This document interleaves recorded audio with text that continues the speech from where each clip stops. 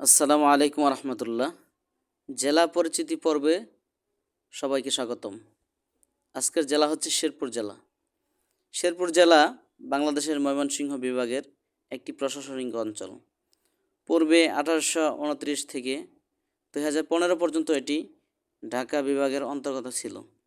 উত্তরে ভারতের মেঘালয়, দক্ষিণ ও পশ্চিমে জামালপুর জেলা, পূর্বে ময়মনসিংহ জেলা। শেরপুর জেলার আয়তন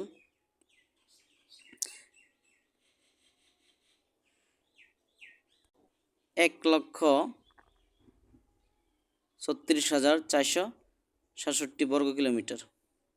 শেরপুর জেলা পূর্বে জামালপুর জেলার একটি মহকুমা ছিল। 1984 সালের 22 ফেব্রুয়ারি এটি জেলায় উন্নীত করা হয়। শেরপুর জেলা, শেরপুর শহর দেশের রাজধানী থেকে 198 কিলোমিটার উত্তরে অবস্থিত। শেরপুর অঞ্চল প্রাচীনকালে কামরূপ রাজ্যের অংশ ছিল। মুঘল সম্রাট আকবরের শাসনামলে এই এলাকা দশকাউনিয়া বাজৌ নামে পরিচিত ছিল। পূর্বে শেরপুর যেতে নদ খেয়া পাড়ি দিতে হতো। খেয়া পাড়ি দিতে 10 কাহন করি নির্ধারণ ছিল বলে পরিচিতি লাভ করে। শেরপুরের অর্থনীতি প্রধানত কৃষিভিত্তিক, যদিও অকৃষি অর্থনৈতিক কর্মকাণ্ড ভূমিকা রাখে।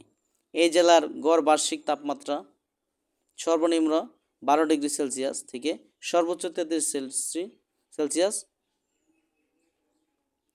বার্ষিক বৃষ্টিপাত 2174 মিলিমিটার। জেলার একমাত্র পুরাতন নদী হলো ব্রহ্মপুত্র।